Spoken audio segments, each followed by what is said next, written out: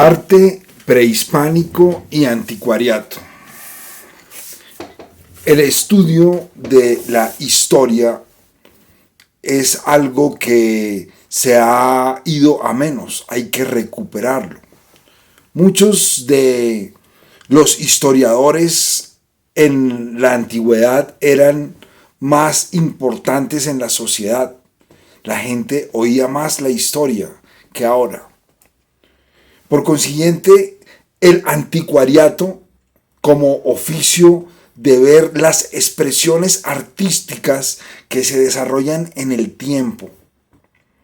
El anticuariato es el arte de estudiar qué dicen las expresiones que algún ser humano hizo, porque toda obra, sobre todo las de arte y de decoración, tienen detrás la manufactura de un hombre, de un pensamiento, de un ser humano. Por consiguiente, las antigüedades no solamente son piezas que se venden, son piezas que tienen consigo una historia, un contenido. Por eso es importante que las analicemos, porque nosotros nos vamos a concentrar en nuestro contexto. Nuestro contexto quiere decir en lo que tenemos alrededor de nuestro mundo. ¿Qué es lo que nosotros vivimos en lo cotidiano? Nuestro espacio, nuestro hogar, nuestra habitación, nuestro baño, nuestra sala, nuestro comedor, nuestra oficina. Y esos espacios han sido completamente avallazados hoy día por el pop. O sea, lo que les quiero decir que el pop llegó y se tomó todos los espacios en decoración, pero por facilismo, por problemas de cambio de era. La era de los computadores llegó y cerró muchos caminos. Uno de los que cerró fue la posibilidad de que la persona tuviera la capacidad de reflexión. Y eso se da en los espacios personales.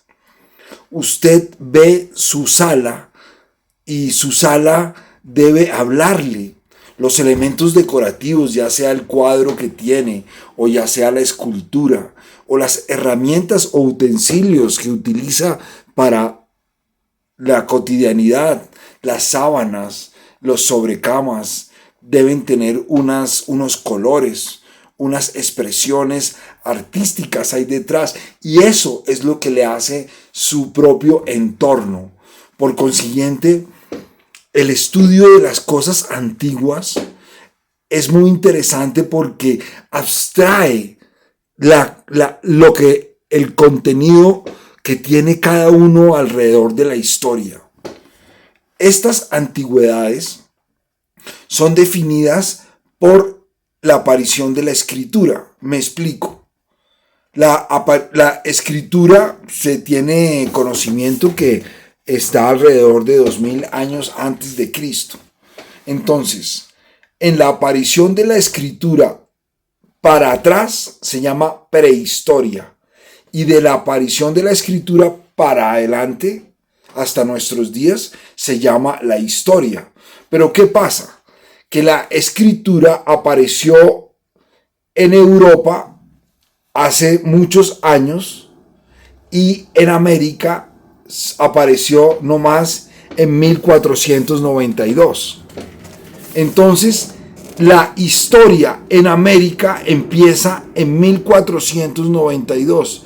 De 1492 para atrás, que es la llegada de los españoles al territorio colombiano, americano, de 1492 para atrás, en América es prehistoria. ¿Cómo está fundamentada la prehistoria americana? La prehistoria americana se fundamentan por los habitantes y las expresiones artísticas que ellos hicieron. Sin embargo, y esto vale la pena anotarlo, las obras hechas por los indígenas o por los nativos americanos no son susceptibles de ser del circuito económico de las antigüedades. ¿Por qué? Porque hay una legislación que, por alguna protección que está muy discutida, porque pues protección en qué sentido, no ponerle precio a los artículos que fueron hechos por los indígenas en la prehistoria. Está prohibido comercializar esas obras, lo que ha hecho que haya un comercio oscuro y muy regular de lo que son las piezas prehispánicas. Sin embargo, nosotros en esta cátedra vamos a analizar todas las expresiones artísticas generadas en su mayoría con buen juicio antes de la llegada de los españoles a América, las tribus nativas desde los Estados Unidos a la Patagonia. Entonces, de Canadá, perdón, a la Patagonia. Entonces nosotros vemos que el manejo de las antigüedades es algo que debes descubrir como persona. Encontrar el amor por el elemento que te comunica dentro de tu casa, dentro de tu hogar, en la escultura que tienes en el escritorio de tu oficina. Eso es muy importante definirlo, ya que en tu intimidad los únicos diálogos que tú te presentas interiormente se hacen con los objetos y elementos que están a tu alrededor. Por eso es importante conocer qué tipo de obra o qué coeficiente que hay detrás de aquella persona que hizo esa obra de arte. Entonces esto nos lleva indudablemente al manejo de los estilos decorativos. Los estilos decorativos fue la forma como en el tiempo las sociedades fueron asumiendo la decoración de sus propios hogares. Por ejemplo, en el medioevo, en la época medieval, cuando las personas hasta ahora estaban constituyendo sus casas, decoraban con los elementos que utilizaban en lo cotidiano. Por ejemplo, las ollas de cobre redondas que ustedes han visto grandes, eso es del medioevo. Si alguien coloca un hacha en la pared o un arma en la pared, está evocando los estilos decorativos del medioevo. ¿Por qué? Porque ellos colocaban los elementos, las herramientas que usaban en lo cotidiano para tener la facilidad. Luego aparecieron las ventanas, luego aparecieron la arquitectura de interiores, y luego empezamos ya las personas a contemplar la estética, la experiencia estética. La experiencia estética que se reconoce en el tiempo, que no todo el tiempo los seres humanos han sido sensibles a las mismas cosas. Por consiguiente, la gente cambia los ambientes en que viven. Les voy a dar un ejemplo de estilos decorativos. Por ejemplo, el estilo Luis XVI es diferente al estilo Luis XV. ¿Por qué? Porque las patas de los muebles estilo Luis XV son más cortas que las Luis XVI. ¿Por qué sucedió esto? Porque resulta que el señor Luis XV era alto. Entonces, cuando recibió Luis XVI el reino, pues cuando se sentaba le quedaban los pies flotando. Entonces él le mandó a quitar a recoger las patas un poco más para que él al sentarse quedara bien. Entonces, ¿qué pasó? Que todas las personas empezaron a cortar los muebles y tenerlos bajitos, se sentía como más chopper, como más chévere, y entonces se metió la moda de bajar eso. Entonces el estilo Luis XV en el mueble es más alto que el estilo Luis XVI, que es más bajito porque ese rey marcó esa pauta. Se puede ver también en las escuelas de cerámica, o las vajillas alemanas y los reyes que sacaban sus vajillas para que todo el mundo le comprara como a manera de impuestos. Entonces la gente tomaba, según las piezas, creaban sus estilos, y los estilos marcan unas tendencias como la moda. Entonces, así como la moda en la ropa, así son las salas de las personas, van cambiando, van arreglando. Una cosa es la sala que tiene la persona cuando tiene una casa a los 20 años, y otra cosa son los muebles que tiene una persona cuando tiene 50 años, porque va evolucionando la relación que tiene con su vida, con sus espacios. Entonces, eso es lo interesante del estudio de las artes decorativas y de las artes en general, que te permiten desde lo estético ver lo que le gusta al hombre, lo que le gusta al ser humano, las cosas que se llaman por su funcionalidad. Entonces los estilos decorativos son la cantidad de formas que en el tiempo la gente ha asumido para sus salas. Por ejemplo, en los años 70 llegaron una revolución súper cambiante y llegaron muebles bajitos, redondos, como a manera de burbujas, súper sónicos, porque así se planteó los cambios de la sociedad. Entonces los estilos decorativos se empiezan a cimentar de esa manera. Esto de los estilos decorativos, para poderlos entender, hay que entender la historia universal del arte. O sea, cómo en todo el transcurso de nuestra era, donde hemos vivido todos los seres humanos, ha existido unas etapas, y estas etapas sí se reflejan en la manera de cómo la gente vive, la manera como pone la sala. A veces son coloridas, otras veces son tristes. Por ejemplo, los isabelinos son blancos, tonos pasteles, cosas que realmente uno dice, pero ¿cómo las sociedades llegaron a vestir sus muebles de esa manera tan sofisticada? ¿De dónde salió? Bueno, todo eso es el transcurrir de la historia, por eso es importante conocerlo, incluso para poder hacer negocios. Todo esto va ligado a la economía, porque usted es una persona que si conoce los estilos decorativos, a usted le va a llegar un cliente, quiero decir, por ejemplo, usted es ebanista o carpintero, y usted llega y le dicen, señor, yo quiero hacer este mueble, y usted le dice, ese mueble es colonial, ese mueble, eso es de la escuela X o Y, y entonces ya usted tiene herramientas para aportarle beneficios estéticos y de funcionalidad a su cliente.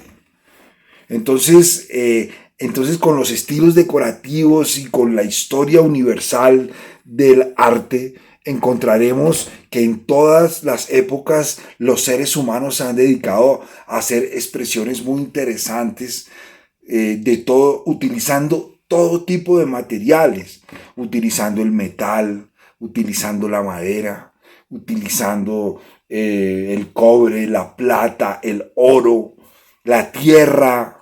Todo se ha utilizado, ha tratado el ser humano de llevarlo a su casa. Por eso cada estilo decorativo tiene un enfoque tanto funcional como estético, que conocerlo es un privilegio alrededor del entorno histórico, porque ellos te hablan. Vale la pena analizar toda la Francia de Versalles y toda el aposeótico rococó europeo, que realmente mezcló de todo tipo de sustratos para en sí hacer crecer el arte como manera de vida. O sea, entender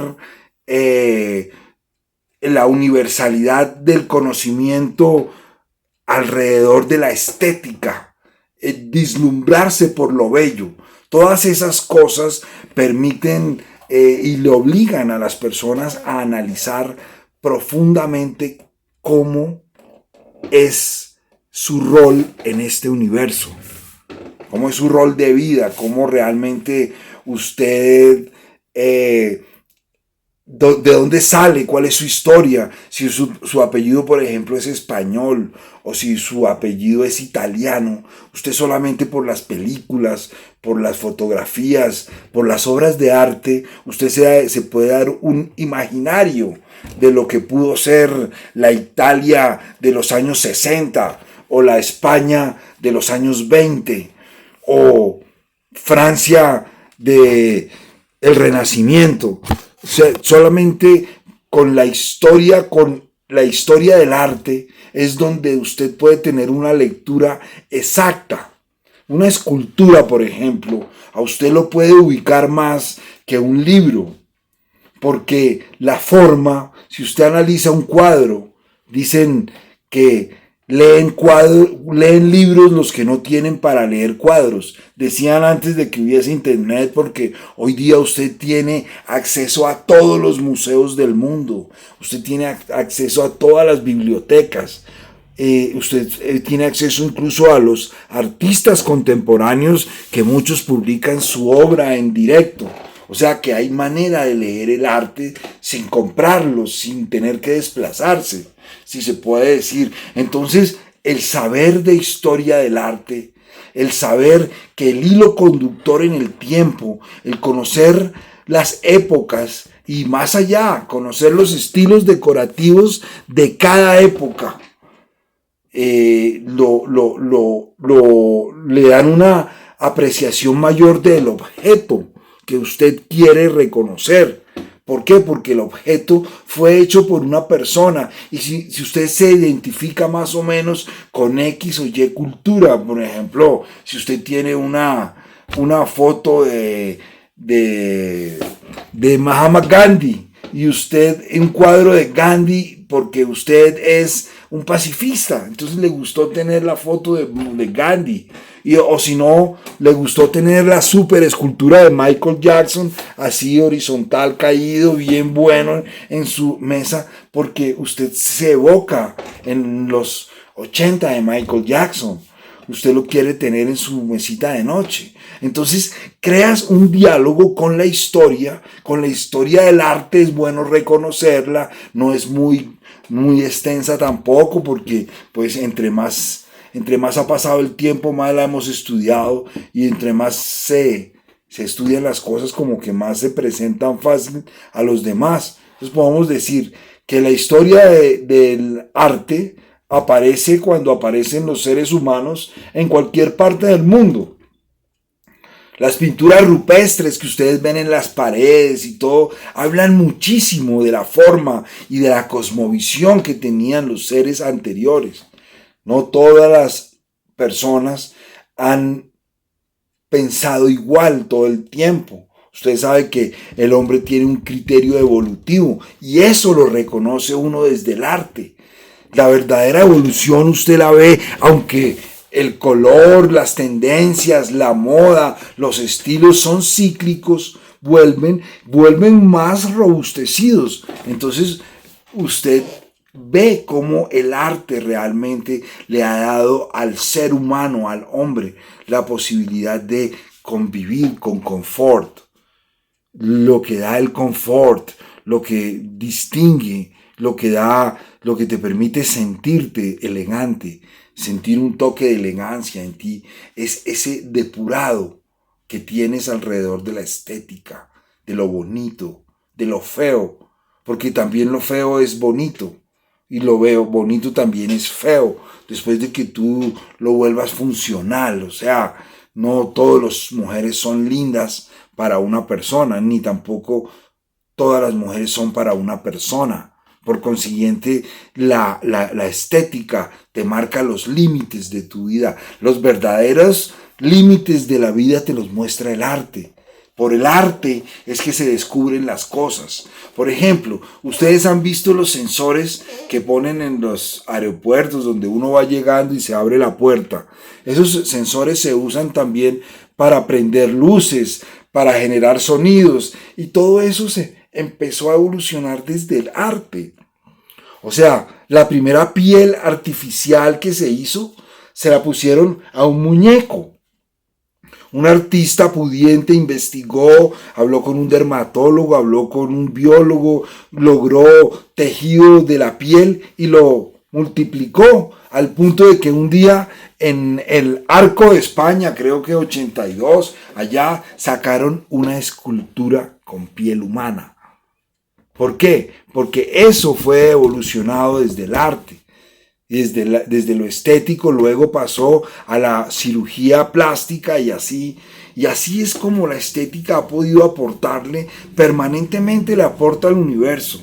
permanentemente, le aporta al universo la estética, el arte, la historia del arte, y entonces imposible hablar de historia del arte sin hacer en este momento un énfasis en la prehistoria del arte, porque el nombre de nuestro curso es Arte Prehispánico, o sea, el arte que se ha generado antes de la llegada de los españoles a América, y anticuariato, o sea, el anticuariato es el estudio juicioso que el ser humano le ha dado al objeto tanto decorativo como funcional.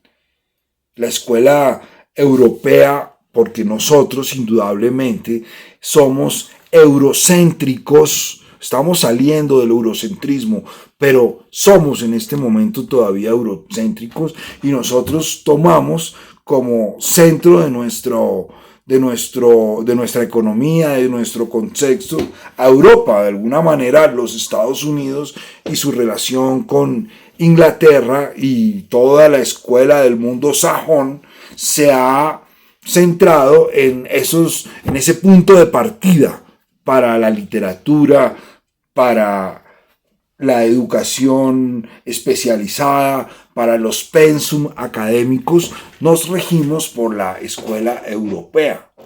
La escuela europea pues es muy interesante y todo, pero la escuela europea pues nos limitan a esa forma de ver el mundo eurocéntrico que se ve muy marcado en el estudio de la historia del arte, ya que ellos fueron los que nos trajeron los primeros libros y todo esto. Hay una empresa muy buena que se llamó Salvat, no sé si ustedes reconocieron, y ellos hicieron unos textos muy interesantes. Esto fue narrado por mi profesora de Historia del Arte de la Universidad Sergio Arboleda, la doctora María Ángela Martínez de Gómez, de quien espero me oigan, le mando un gran saludo, donde ella nos explicaba estos detalles, cómo la evolución del arte en Europa hizo que la prehistoria se viera completamente opacada, o sea, el arte prehispánico como tal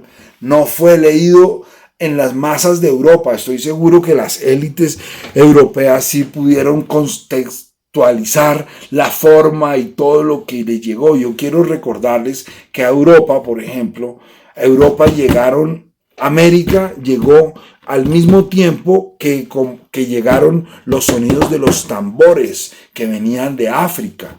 O sea, el fenómeno de Europa no solamente se ve influenciado por América en 1400 y en 1500, sino por África y toda la relación que tenían con los moros, en ese entonces los europeos españoles cuando nos conquistaron. Entonces, toda esa relación que se conjugaba en ese momento se vio canalizada desde España. Por consiguiente, nosotros de pronto perdimos el espectro de otras relaciones con otros lugares del mundo en el momento de nuestro desarrollo artístico o cultural de nuestra sociedad. Por eso está muy marcada la cultura española en la literatura, empezando porque hablamos español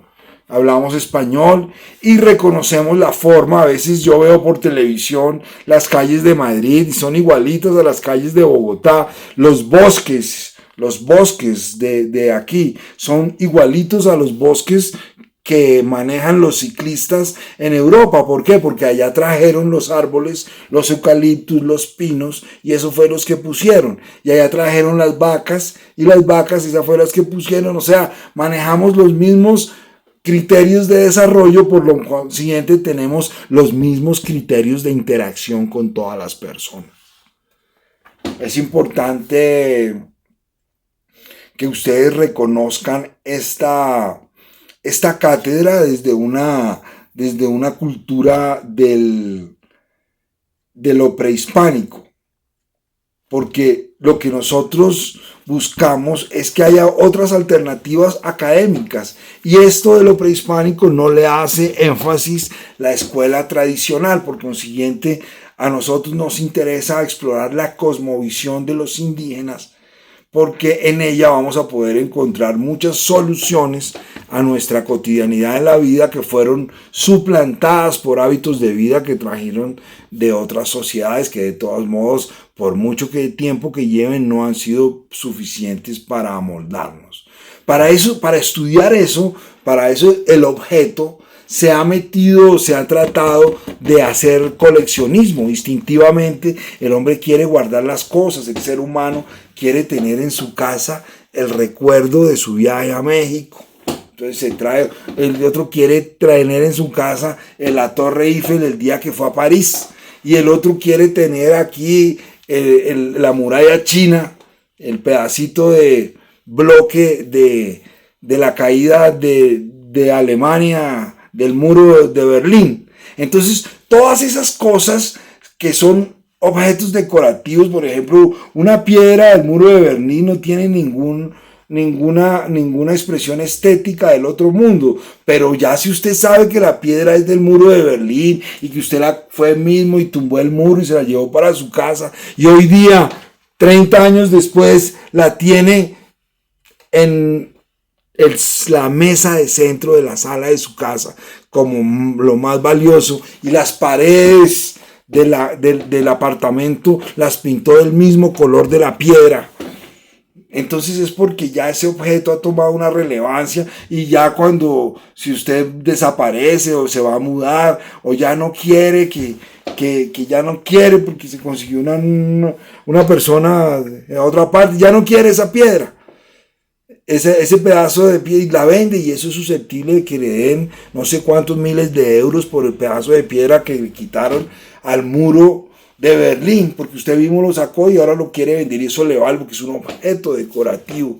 Entonces para eso aparecen los coleccionistas. Las personas no solamente tienen objetos por tenerlos decorando en la casa ni funcionales, sino los pueden tener por colección. Entonces yo puedo tener colección de obras de arte, puedo tener colecciones de relojes, puedo tener colección de antigüedades, puedo tener colecciones de cuadros de X o Y pintor de cierta época, o puedo tener de uno solo toda la colección en el tiempo. O sea, entonces aparece el concepto del museo. Las personas tienen sus propias colecciones, y aparte de eso necesitamos tener una unidad de conocimiento para poder interactuar con los demás, para poder darnos a conocer, para poder tener una identidad, para poderte decir, mira, esa mecedora que tú tienes ahí es de origen tal, y los materiales son hechos así, asá, porque eran los que habían originalmente, son de otra manera, pero hoy tú los puedes tener de X o Y. O sea, te llenas, te enriqueces solamente con contemplar el objeto.